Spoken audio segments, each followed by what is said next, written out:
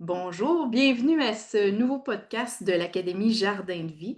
Aujourd'hui, j'ai le grand plaisir et l'honneur de recevoir Michel Turbide, aromathérapeute, qui me partageait que ça fait déjà plus de 30 ans, Mmh. qui est passionné et qui fait connaître et qui enseigne, que ce soit à travers ses livres ou ses diverses formations, l'aromathérapie.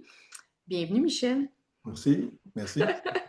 Michel, j'aimerais en savoir plus sur toi. Dis-moi, qu'est-ce qui t'a emmené sur, le domaine le vaste domaine, des huiles essentielles et de l'aromathérapie il y a si longtemps?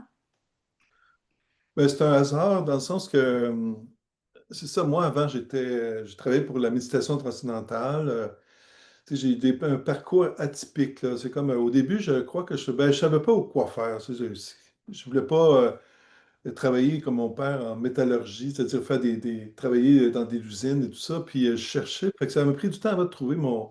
Fait que je me suis allé, c'est comme si j'ai suivi le courant dans le fond. Fait que j'ai comme, un moment donné, j'étais engagé par Robert et Fils et puis je cherchais un représentant pour les vendre des produits naturels comme représentant. Et à travers ça, j'ai suivi des formations en naturopathie pour justement être confortable à présenter les différents produits de Robert et Fils. À l'époque, il y avait de l'organothérapie, de la phyto et il y avait des huiles essentielles, les différents produits. Donc, j'ai suivi des formations et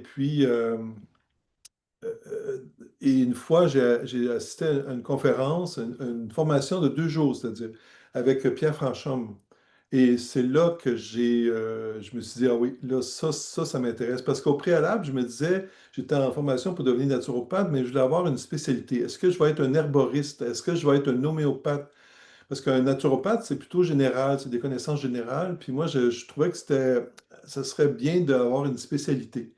Et donc, je suis le cours avec M. Pierre Franchomme, et puis là, j'ai été, waouh, ça, c'est intéressant. J'ai trouvé que Franchomme, c'est quelqu'un d'un peu austère, c'est quelqu'un qui est très rationnel, mais j'aimais cette approche-là qui était plutôt terre à terre, dans le sens qu'il y avait des molécules biochimiques, un pourcentage, puis il y avait telle propriété thérapeutique.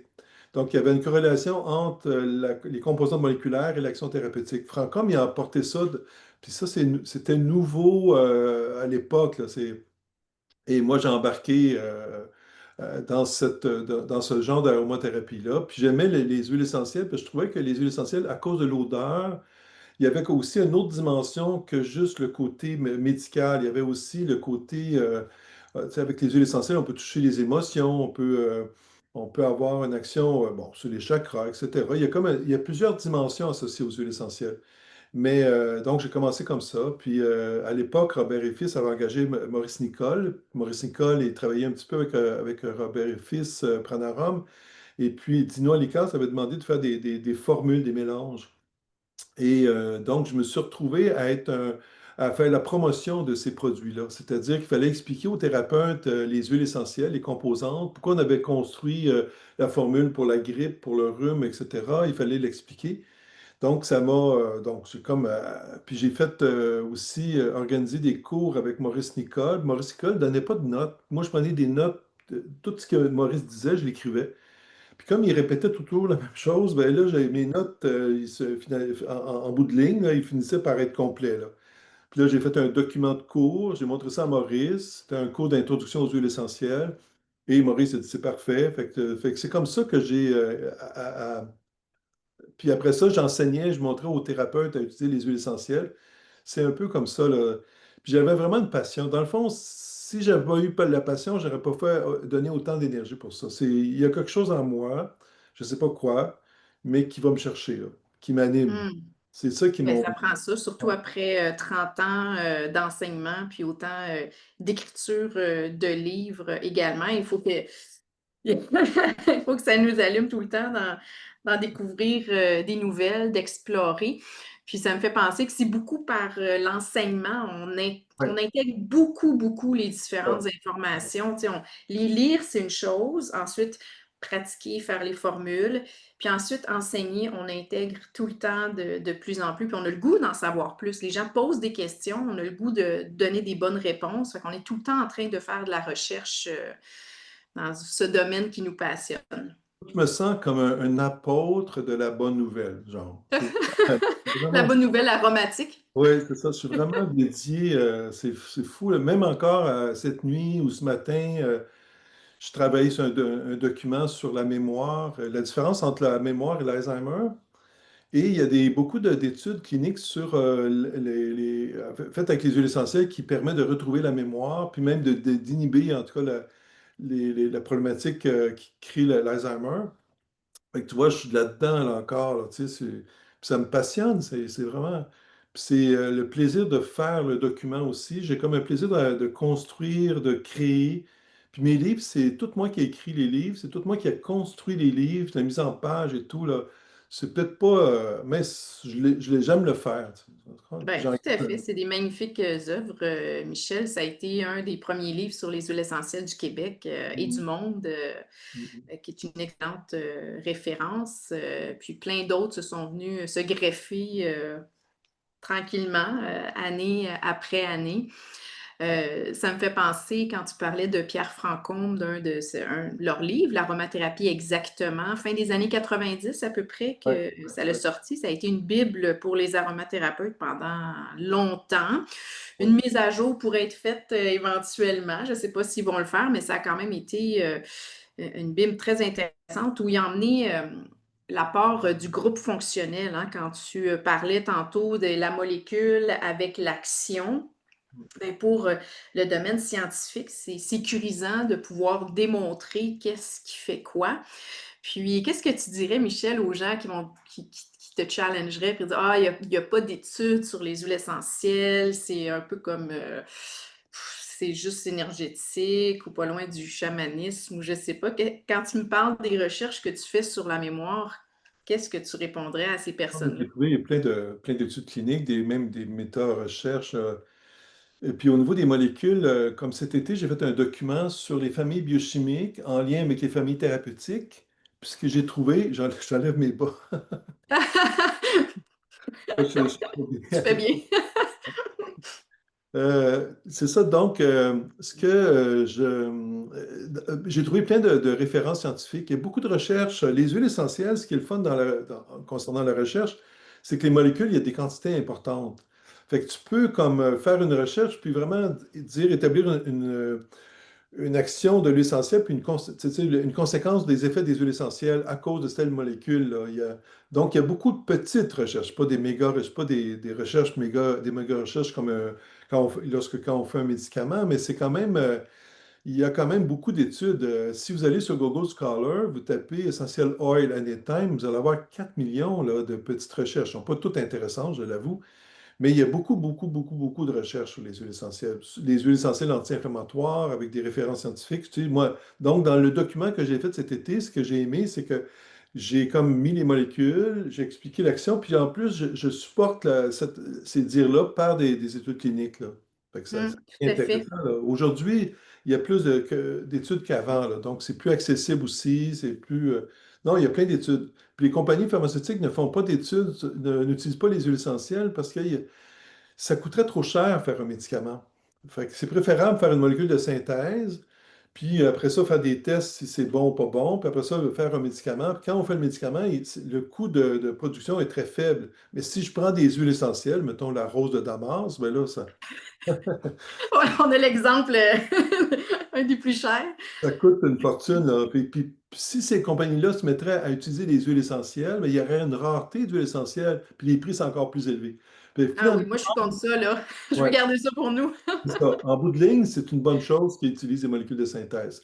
Mais les médecins, des fois, ils vont dire, ben, il n'y a pas de recherche, méga recherche, mais parce que les compagnies pharmaceutiques n'en font pas. C'est pas intéressant Exact. d'en faire. Mais il y a beaucoup de petites recherches. Tu vas avoir comme une action antivirale, tu peux en avoir des centaines, des milliers, un demi-million de petites recherches antivirales, là. Il y en a beaucoup. Oui, donc des fois, il va y avoir des recherches avec l'huile essentielle dans son intégralité qui peut être composée de dizaines de molécules différentes. Puis d'autres fois, on a des recherches avec une molécule qui a été extraite. Un peu, c'est pas synthétisé, mais c'est un peu plus facile peut-être de voir comment cette molécule-là réagit précisément, soit face à un pathogène ou une action anti-inflammatoire. Donc, on retrouve les deux, hein? C'est ce que je trouve super pertinent. Mais souvent en aromathérapie, on a cette vision-là de voir la molécule, l'action à effet, puis on a l'aspect de l'intégralité, l'importance d'utiliser l'huile essentielle dans toute son intégralité et non juste comme une molécule pour pouvoir bénéficier de... C'est au-delà de l'addition des molécules biochimiques, c'est l'effet de la synergie complète de l'huile essentielle que la plante a produite. Donc, on se rend compte souvent que c'est encore plus efficace d'utiliser l'huile essentielle intégrale qui est d'une complexité incroyable, mais d'une Mais efficacité incroyable qu'un extrait. le tout est plus que la somme des parties. Dans le fond, c'est ça. Exact. Puis, mais il y a des huiles essentielles. Il y a beaucoup d'huiles essentielles qui ont 80% de molécules, comme le cannelle a ça, l'eucalyptus a 70%, le clou de girofle a à peu près 70. C'est quand même des teneurs élevées, là. Mais c'est vrai, dans une huile essentielle, tu as, mettons, je pense au laurier noble, qui a plusieurs petites molécules, puis l'ensemble, le mélange. En fait, dans une huile essentielle, les huiles essentielles ne sont pas 40% là, 20% là, sont toutes mélangées ensemble, là. Donc, il y a comme quelque chose qui se produit dans ce mélange-là, là, c'est certain, là. Puis aussi, dans les huiles essentielles, des fois, il y a des molécules, des antagonistes. Fait qu'une huile essentielle peut avoir des effets très négatifs, mais dans la molécule aromatique qui a été faite, il y a des antagonistes qui vont inhiber un peu les effets négatifs, là. Non, la nature a fait bien les choses, là. Vraiment. C'est Concentrer une fascinant. molécule, ce serait une erreur, là.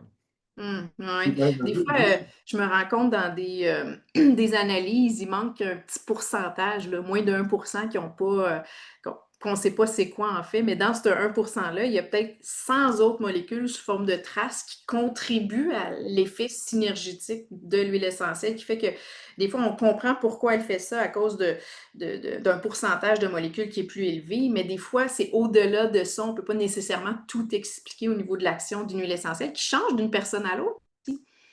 oui, oui, il y a ça aussi. Il y a Puis, en fait, le fait qu'il y ait un pourcentage élevé de molécules, des fois, ça peut être plus facile à expliquer pourquoi l'action. Oui. Mais on pourrait aller plus loin, mais dans la compréhension facile, c'est ça le point. Puis aussi, dans les huiles essentielles, il y a des odeurs, il y a aussi des énergies. C'est ça que la beauté des huiles essentielles, il y a une dimension énergétique, puis il y a une Mm. dimension odeur. Puis les odeurs vont avoir un effet d'influence. Mettons, la mère mettons, une personne a une mère, là, une mère, là, puis cette personne-là était méchante. Puis elle apportait tout le temps de la lavande sur elle comme odeur. Mais c'est sûr que comme personne, à un moment donné, il va avoir, au contact de cette huile essentielle-là, il va avoir tu sais, la personne n'aime pas ça. Puis les gens, des fois, ont des goûts à eux qu'ils vont aimer ou pas telle chose, qui en général, pour la majorité des gens aiment ça, mais pour elles, non, pour X raisons. Fait que Mm. l'influence des odeurs, ça joue un rôle. Puis il y a aussi, c'est ça, il y a toutes sortes de nuances. Tu as raison. C'est ça. Une personne, c'est une chimie qui bouge, là. C'est des odeurs corporelles, c'est toute la nourriture. On a des odeurs à nous, puis les huiles essentielles aussi. Puis il peut y avoir des conflits entre des odeurs, peut-être, là, je sais pas. Ben, si les réactions sont... On s'attend souvent à une réaction spécifique quand on utilise une huile essentielle. On a un objectif de l'utiliser. Des fois, ça fonctionne super bien pour une personne, ça ne fonctionne pas pour l'autre, malgré la composition. Donc, c'est au-delà de juste la composition. Il y a une relation avec l'huile essentielle, une appréciation. Puis, ton exemple avec la lavande, nous, ce qu'on voit beaucoup dans nos formations, on fait passer souvent le thé des bois. Puis, bon, on a souvent des participants, participantes qui sont, bon, mélange québécois, européen. Puis, généralement, les Québécois, les Québécoises, quand ils sentent le thé des bois, c'est comme, ah, ça sent bon, hey, je boirais la bouteille. Donc, juste pour mentionner qu'ils aiment tellement l'odeur, ça leur rappelle quelque chose de bon. Ça leur rappelle les paparman roses sur Ouais, la table chez grand-maman. ouais, Puis, quand les Français sentent la bouteille, ils font, ouais. il y a- ils n'ont pas la même émotion. Puis eux, ça leur rappelle le liniment longuant que grand-maman ou grand-papa se frottait. Donc, là, une forme d'antiflogestine. Puis ils comprennent pas l'état de bien-être des Québécois. Ils disent, oh, ça sent tellement bon. Le souvenir n'est pas du tout le même et l'émotion liée au souvenir n'est pas la même du tout. Je me souviens d'avoir fait sentir, j'étais dans un magasin naturel, puis c'était à Montréal, il y avait des Africains. Puis là, moi, je tripais sur un mélange. À l'époque, je travaillais pour Alexia, puis les autres, il y avait un mélange de sapin baumier avec un peu de tuya, puis je sais pas quoi. Puis je trouvais donc que ça sentait là, le bonheur, je sais pas trop, mais ça sentait très bon. Puis là, je voulais sentir ça, je voulais faire connaître ça aux Africains. Mais eux, ils n'ont pas de référence de sapin, d'épinette et puis tout ça. De Puis forêt. ils n'étaient pas, Ça voulait rien dire. ils étaient pas euphoriques comme moi j'étais, là. C'est ça, les odeurs, c'est très, c'est personnel, je pense. Ouais, c'est vrai. Peut Mais c'est créer ça, un c'est frein. Ça peut freiner l'action un peu, ça pourrait freiner l'action des huiles essentielles sur une personne, là, c'est sûr. Mm. Hmm. Ben, ça démontre que il y a tout l'aspect biochimique, puis il y a tout l'aspect énergétique, puis relationnel qu'on développe à l'usage d'huiles essentielles, qui évolue aussi. Moi, des huiles essentielles, j'ai eu des coups de cœur là, plusieurs années, puis à un moment donné, j'en découvre une nouvelle, j'ai un nouveau coup de cœur, j'ai le goût de l'utiliser. Puis entre les huiles essentielles qu'on avait à notre disposition il y a 20 ans, on a maintenant, je ne sais pas si ça a doublé ou triplé ou quadruplé, tellement qu'on a accès à une gamme incroyable d'huiles essentielles, dont plusieurs ne sont pas beaucoup citées dans la littérature. On a des absolus, on a des extraits au CO2. C'est incroyable en quelques années la diversité et à quel point on a accès à beaucoup d'huiles essentielles. Quels sont tes critères de sélection, Michel? Qu'est-ce qui fait que tu vas proposer plus une huile essentielle versus une autre avec toute la diversité qu'on a sur le marché maintenant? Mais c'est-à-dire que ça dépend. Par exemple, si je fais une recette pour agir sur une problématique donnée, ben, je vais tenir compte de la cause et symptômes. Puis après ça, ben, je vais construire. Si je peux agir sur la cause, je vais. Bon, mettons, j'ai un rhume, ben, je pourrais mettre l'eucalyptus, c'est un antiviral, etc. S'il y a une inflammation, douleur, donc je vais construire à partir des symptômes, là, je vais bâtir. Fait qu'il peut y avoir un choix de plusieurs huiles en conséquence. Mais les huiles essentielles que je vais choisir, ça va être des huiles essentielles. Pour moi, c'est fondamental, il faudrait que ce soit bio. Pour moi, Hmm. c'est un élément de base parce que pour moi, c'est une qualité importante, le fait que ce soit bio. Mais avec les années, j'ai découvert, découvert, c'est que je me rends compte que les huiles essentielles, comme la lavande vraie du Québec, est intéressante, mais elle n'a pas le même terroir que la lavande de Provence. Elle n'a pas le même terroir que la lavande d'Himalaya. La lavande Himalaya, son environnement est différent. Les insectes qui sont en Himalaya, puis les insectes qui sont au Québec, le taux d'ensoleillement, la qualité de la lumière infrarouge, ultraviolet, ça va jouer sur la plante, puis la plante va être influencée. Puis donc, des fois, c'est important pour moi d'avoir une huile essentielle, le meilleur endroit possible où je peux avoir le maximum de principes actifs, comme dans le cas de la lavande vraie ou la lavande super ou la lavande fine, mais c'est l'acétate de linalyle. S'il peut avoir un 30%, 40% avec des monoterpénols, des monoterpénones, peut-être un petit peu de camphre. Donc, ça, pour moi, pour moi, c'est une huile essentielle. C'est un peu comme ça, là. Donc, le pays, le bio, c'est ça. Puis, bon, ouais, il y a d'autres critères, mais disons, c'est les plus importants. Mm. Oui, tout à fait. Puis il y a biologique, là, ce que je veux dire aux gens, c'est que c'est pas juste pour ce qui se retrouve sous forme de traces de pesticides dans l'huile essentielle, parce que souvent, lors de la distillation par entraînement à la vapeur d'eau, il s'en retrouve très peu, donc c'est sous forme de traces. Puis généralement, si vous ne mangez pas bio, vous allez en consommer probablement plus dans votre alimentation. C'est plus le fait que souvent, on a des productions qui demandent des terres. Puis, c'est l'arrosage des terres, c'est la destruction du microbiote de la terre, d'un environnement, c'est la contamination des cours d'eau. C'est les gens qui travaillent avec ces pesticides-là, qui récoltent également. Donc, c'est tout cet aspect-là. Donc, c'est pas juste pour moi, qu'est-ce qui se retrouve dans la petite fiole en bout de ligne, c'est tout pour la santé de la planète en général.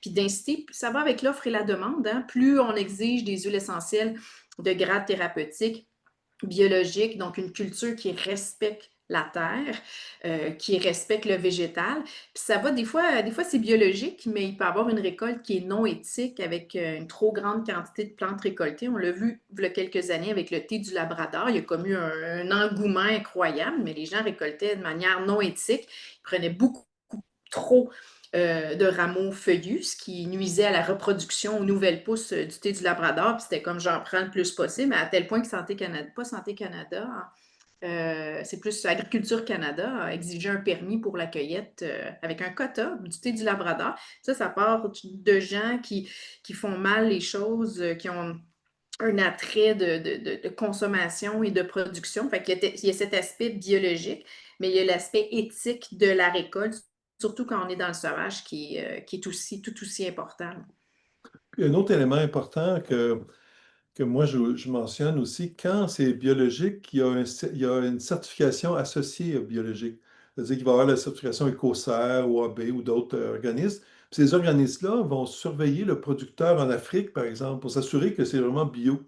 Puis là, quand on fait la distillation, il va y avoir des inspecteurs qui vont vérifier si la personne, elle est conforme, c'est-à-dire qu'elle ne lave pas ses cuves avec des produits chimiques, c'est vraiment biodégradable, etc. Quand je travaillais pour Alexir, c'est ça, elle disait ça, il surveillait, puis en plus, l'organisme surveille celui qui embouteille.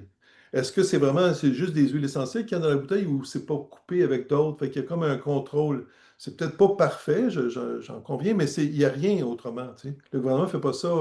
Il fait un contrôle, mais pas aussi. Donc, quand il y a une certification, ça donne une valeur, une qualité, ça donne une certaine. Ben, je ne veux pas m'embarquer comme une assurance sûre, mais ça donne une certaine assurance que c'est un produit de qualité. C'est ça. Oui. Ah, Bien. je suis tout à fait d'accord avec ça. Oui. Oui, du début à la fin, parce que souvent, les labels écologiques, c'est pas juste les pesticides, c'est tout, c'est même des fois au niveau des employés, au niveau de l'équité. Ils ont des critères quand même qui sont assez larges, puis que oui, qui vont vérifier, ils sont pas tout le temps là tous les jours, mais ils vont quand même s'assurer que tout ça est respecté. Fait que je trouve aussi que c'est un critère qui est très important.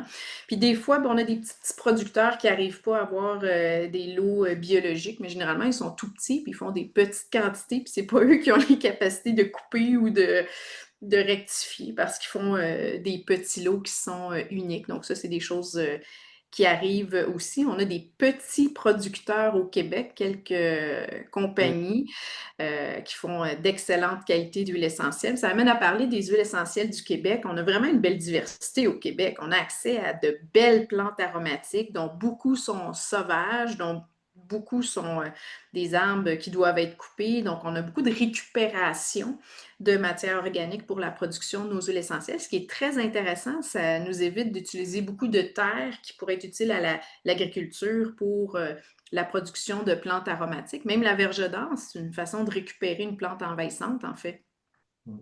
Oui, mais c'est ça. Le fait d'avoir travaillé chez Alexis, ça m'a permis d'être en contact avec un producteur. Je sais pas, maintenant, je ne sais pas comment, c'est quoi là, mais à l'époque, il utilisait beaucoup de plantes. Il y avait justement la verge d'or, Cantonie voyageuse, il y avait la monarde didima, monarde Mm. fistuleuse, la menthe chocolat. Il y avait. Oui, ça, je l'avais déjà acheté. J'aime tellement le chocolat à la menthe.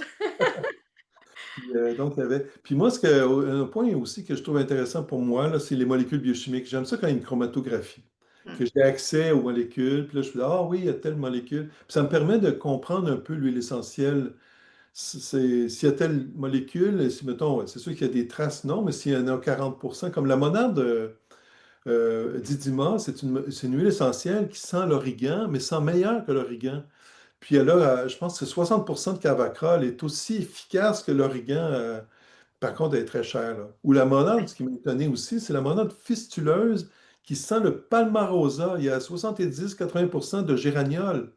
Fait Oui. que là, c'est extraordinaire. Dans nos plantes antimicrobes, là, pour moi, c'est les meilleurs.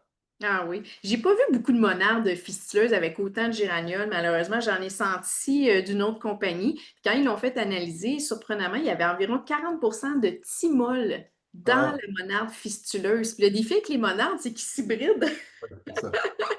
Puis sans analyse, quoique le nez peut nous guider un peu, mais Oui. sans analyse, on peut avoir des surprises sur Moi, l'usage, j'avais senti, l'utilisation. je l'avais senti, celle mais là, je ne sais pas s'ils en font encore, mais je l'avais senti. Peut-être qu'ils achetaient des graines spécifiques. Je ne sais pas comment ils s'organisaient, là, mais j'ai senti le palmarosa ou j'ai senti l'origan. Mhm.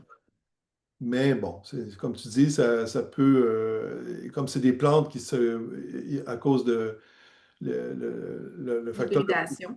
Ouais, l'hybridation, c'est ça, ça crée des problèmes. Ben, des problèmes. Bon, on a de plus en plus de choix. Moi, je me souviens, il y a quelques années, bon, l'épinette, la pruche, le sapin, le thuya, là, le houblon, le chanvre, le myrique baumier. On a vraiment au Québec des passionnés de producteurs, donc produire puis rendre accessible ces différentes huiles essentielles-là qui avant, bon, si on avait la chance d'en sentir, c'était presque exceptionnel. Fait que ça, je trouve ça vraiment le fun de voir l'ouverture au Québec qui se fait sur Ouais. l'huile Mais essentielle. c'est le consommateur, il faut l'éduquer. Moi, Oui. quand j'étais représentant, pour vendre justement ces plantes-là, j'avais de la misère un peu. Les gens voulaient Oui, acheter. ben le prix est cher parce que souvent la production est minime, le rendement est souvent pas très élevé.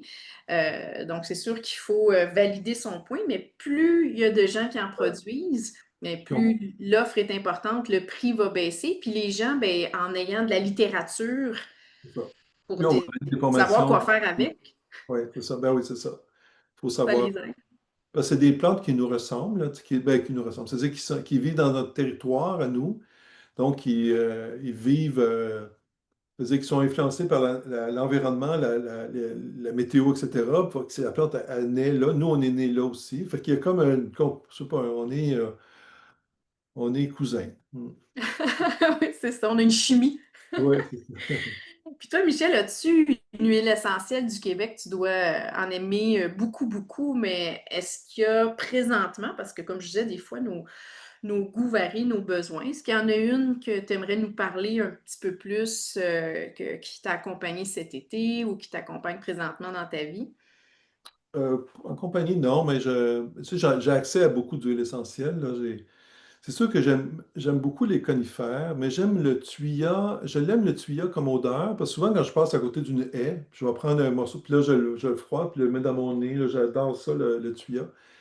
Puis le tuya, c'est une plante vraiment. Moi, je considère le tuya comme notre encens à nous, pour moi. Les Amérindiens l'utilisaient comme plante sacrée. Ils l'utilisaient pour éloigner les mauvais esprits, attirer les bons esprits. C'est une plante qui a une valeur, je crois, spirituelle. En tout cas, moi, je trouve que c'est une plante qui calme, qui apaise, et c'est une plante qui éloigne les parasites. Regardez, on a des haies de cèdre. Nos voisins, Hmm. on ne les voit pas. Mais après ça, après ça, si on a des parasites cutanés, c'est la meilleure des huiles pour tuer le parasite, les poux. C'est un puissant antiparasite. Par contre, c'est une huile essentielle qui est toxique, hein, si on la prend buccale. Hmm. Mais si je la mets sur la peau, j'ai un kiss avec ricin puis un petit peu de clou de girofle. Là, on frotte ça, puis ça a un effet 100% efficace. Vraiment, Hmm. instantanément. Il faut faire ça plusieurs fois par jour, puis après un certain temps, le kiss va se résorber. Une huile très intéressante. Elle est très cicatrisante aussi. Vous avez une plaie de lit. Moi, j'aime bien, pour les plaies de lit, j'ajouterais plutôt le palmarosa qui stimule la régénération cellulaire. Et avec le tuya, avec de l'huile, peut-être l'huile végétale de margousie, le neem, c'est une huile Hmm. intéressante pour cicatriser. Là, on aurait quelque chose d'intéressant pour les plaies de lit, là, des choses. Donc, une plante que j'aime bien. Moi, je trouve que c'est une plante qui a des belles vertus thérapeutiques. Mm. En plus, je pense que c'est l'huile essentielle la plus produite du Québec Ah, et que ça, le Québec est le plus grand producteur de tuya à travers le monde. On est bien fort sur les haies de cèdre au Québec.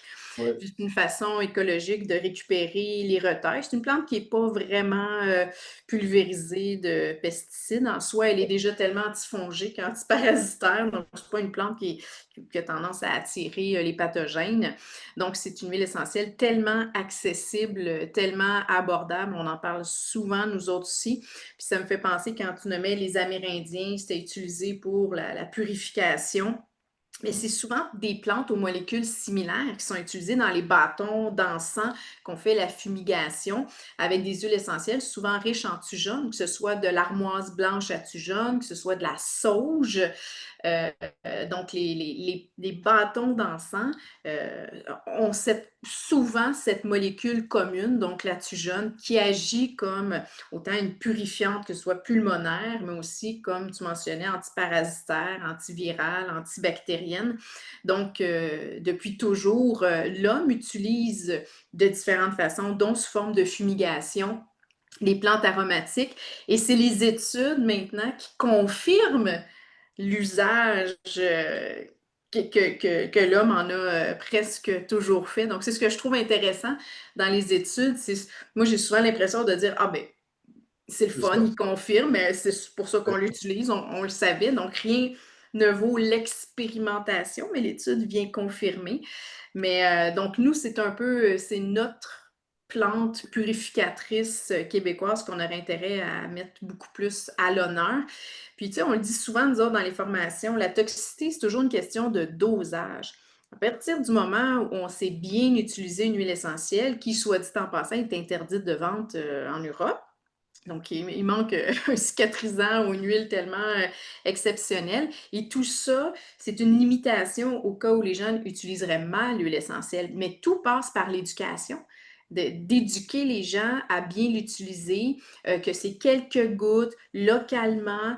Il Mais, ouais, n'y a pas c'est de ça, mais problème. c'est ça, c'est une huile essentielle qui est poison buccal. Mais si on la Mhm. met sur la peau, tout le corps, oui, probablement, mais localement, il y a sans danger. La diffusion aussi, c'est pas sans danger. C'est sans danger, c'est-à-dire, il faut vraiment en consommer des grandes quantités. Quand on passe à côté d'un auto qui est en marche, l'exhaust d'auto est là présent, puis on sent l'odeur, on tombe pas à terre. Mais si je m'assois, je rentre le nez dans le tuyau d'échappement, oui, là, j'ai un problème. Mais la diffusion aérienne, il n'y a aucun danger, là. C'est pas. Puis, mais par contre, on la met pas seule. Moi, je mettrais une petite quantité de tuya, beaucoup de sapin, peut-être un petit peu de pruche, puis là, on a quelque chose d'extraordinaire, là. Exact, exact. C'est toujours savoir de bien l'utiliser selon aussi le modèle de diffuseur, avec quoi qu'on le mélange, combien de temps on le fait fonctionner, à quelle clientèle on propose cette formule-là, d'où l'importance, les gens qui tripent l'huile essentielle, de se former aussi adéquatement. Puis, c'est pas anodin, les huiles essentielles, hein. Ils ont un pouvoir d'action très important. C'est ça qu'on veut faire connaître aux gens, mais aussi de se responsabiliser puis de les utiliser correctement. Oui, c'est ça correctement. Puis moi, je suis plus dans la façon de présenter les huiles essentielles. Je veux emmener les gens qui ont vraiment pas peur des huiles essentielles et les amener à peut-être avoir un peu peur, c'est-à-dire être plus prudent. Puis d'emmener les gens qui ont très peur, les emmener vers un peu moins peur. C'est-à-dire que les huiles essentielles, c'est vraiment intéressant à utiliser, mais il faut être respectueux par rapport aux huiles essentielles. Puis bon, puis les huiles, c'est comme le feu, c'est intéressant, mais il faut savoir l'utiliser, là. Le tuya, donc, c'est une huile qui est non agressante, non toxique sur la peau localement, puis elle a des propriétés mais vraiment intéressantes, là.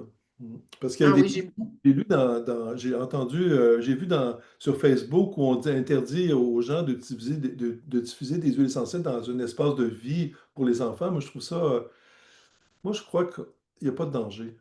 Puis au moi contraire, aussi, on avait fait rentrer, pas nous, mais il y avait un client, une maman qui avait fait rentrer un diffuseur dans la garderie des enfants pour vraiment aseptiser. Ça fonctionnait le matin, un petit peu avant la sieste. C'était super bien contrôlé. C'était des petites périodes, des huiles essentielles sécuritaires, soit pour calmer les enfants, aseptiser l'environnement. Puis un jour arrive un parent qui sort, bon, ça peut être irritant pour les voies respiratoires, puis ci, puis ça. Puis je me dis, Colin, c'est donc bien dommage parce que si les gens savaient à quel point d'autres produits comme des purificateurs aériens en aérosol, des choses qu'on branche. Donc, je nomme pas de marque ici, là, mais tu sais, mais ça, les gens se posent pas de questions alors que c'est démontré comme étant toxique et cancérigène. Là, on parle de diffuser des molécules naturelles que si on faisait bouillir quelques branches de sapin, elles se volatiliseraient d'une manière similaire, ce qui a toujours été fait par nos ancêtres pour purifier un espace. Ah là, c'est problématique. Fait que ça, je trouve ça dommage, mais ça passe par l'éducation encore. mais c'est ça. C'est bien, à force d'en parler, je pense que remettre les pendules à l'heure, c'est un peu en tout cas, c'est une partie de mon rôle. C'est ça. Mon rôle dans le sens, c'est ma motivation aussi, là. C'est surtout. Oui, oui, je suis tout à fait d'accord, parce que c'est une des miennes aussi, parce qu'on entend de tout.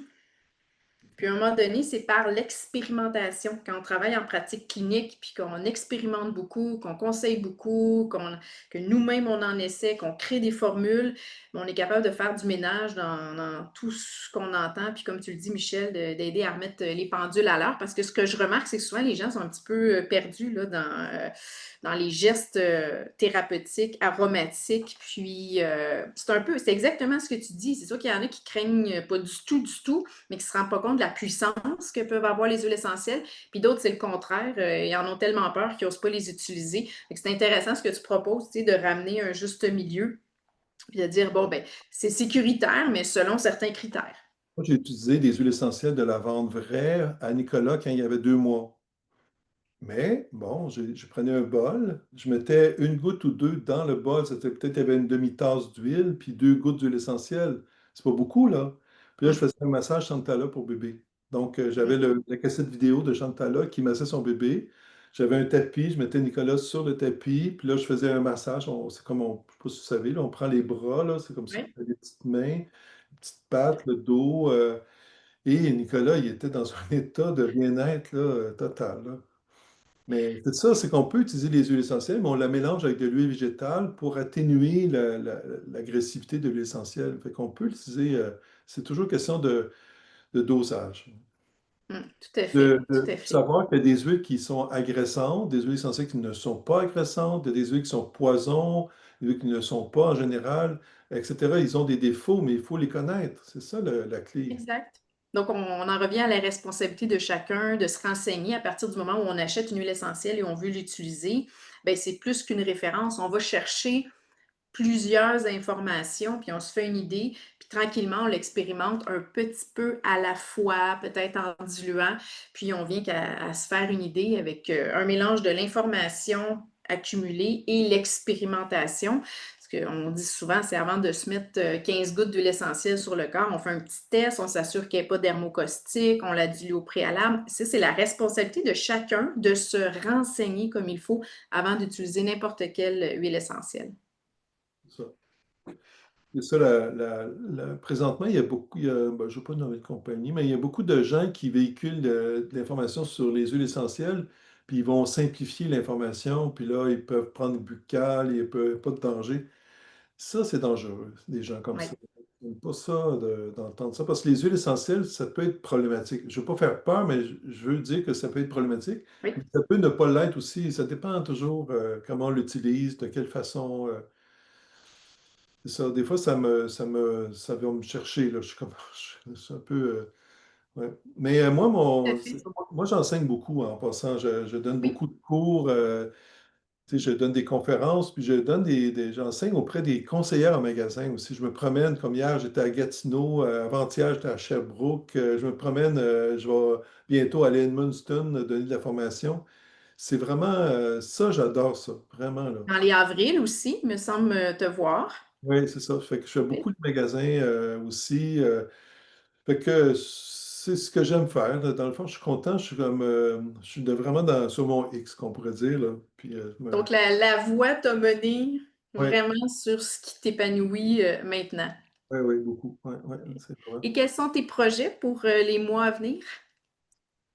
Ben, toujours l'enseignement, un peu. Je vais donner des formations dans des écoles. Il y a des projets d'école. Puis aussi, ben, il y a mon école à moi, qui s'appelle l'École Santé à Rome. Là, cet été, j'ai engagé, c'est intéressant, j'ai engagé quelqu'un qui est arrivé avec 4 caméras. Puis au lieu d'une formation Zoom comme ça, c'est plus dehors avec 4 caméras. Donc, on voit de côté, on voit comme ça, on voit comme ça, on voit là, on voit aussi après ça le document. Ce qui fait que ça fait dynamique. L'information, ça bouge. Puis je pense que ça va garder les gens captifs à Oui. l'information que je vais donner. C'est une formation de 6 heures, 4 fois 6 heures. Donc, c'est des blocs. Fait qu'il y a beaucoup d'informations que je donne avec une documentation de 600 pages pour les 4 modules. Il y a beaucoup de textes. Puis je pense que c'est amélioré. Donc, je vais essayer de faire la promotion de ça, de cette école-là. Hmm. De faire, Ben, félicitations, Michel. C'est vraiment, c'est passionnant de suivre ton cheminement. Puis bravo aussi pour ces formations et tous ces beaux livres derrière toi que tu as écrits qui permettent de faire grandir l'aromathérapie, au Québec, puis de faire en sorte que les gens utilisent les huiles essentielles le plus sécuritairement possible, mais avec tout l'honneur qu'on leur doit aussi. Quand moi je m'amuse, je distille un peu à la maison, j'ai fait un peu de lavande, tu sais, quasiment toute ma production de lavande, j'ai eu 2 millilitres. Là, je me dis: «Mon Dieu, c'est précieux ça, 2 millilitres». Donc quand on distille aussi, on a moins le goût, disons que j'avais pas le goût de la mettre dans mon eau de lavage, passer la mop. On se rend compte à quel point, ben, c'est précieux. Chaque goutte est précieuse et chaque goutte se doit d'être utilisée avec conscience et je pense que parmi nos formations, nos livres, c'est ce qu'on souhaite amener, aux gens qui sont passionnés des huiles essentielles. C'est la conscience, mais c'est le respect dans leur usage aussi. Oui, c'est ça. Puis je souhaite, que les gens vivent, des belles expériences avec les huiles essentielles, c'est ça, c'est important. Puis c'est ça, les huiles essentielles, c'est tellement intéressant et on peut les utiliser de mille et une façons. Ça peut être, c'est ça, c'est un beau cadeau qu'on a eu de la vie d'avoir des huiles essentielles, je trouve. Ouais. Oui, tout à fait. Donc, il vous reste à tous ceux qui nous écoutent à peut-être sélectionner votre coup de cœur aromatique, puis de bien l'explorer. Moi, je dis mieux vaut avoir une, deux huiles essentielles, mais beaucoup les utiliser, apprendre à les connaître, puis être très diversifié, comment est-ce qu'on les utilise, au lieu d'en avoir plein, plein, plein, puis pas trop savoir quoi faire. C'est des produits qui tendent à pouvoir se perdre avec les années aussi. Donc, quand on achète une huile essentielle, c'est avec conscience, puis on se dit, je vais me renseigner, je vais l'utiliser, je vais la découvrir. Puis ça, ben, ça me fait vraiment plaisir. Ouais, t'as raison. N'utilisent pas assez les huiles essentielles. Ils l'utilisent pour une tâche, mais une huile essentielle, juste la lavande vraie, peut faire mille et un usages, là. Puis, Oui, tout à fait. Tout à fait. D'où l'importance des formations puis de la littérature. Merci beaucoup, Michel, d'avoir participé au podcast de l'Académie Jardin de Vie. Je te souhaite un énorme succès avec tes livres, puis tes formations, puis une bonne suite dans tous tes projets. merci beaucoup, merci. C'était un plaisir. Vraiment content d'avoir assisté à cette petite entrevue-là. Merci beaucoup. Merci. Ça me fait plaisir. Bonne journée.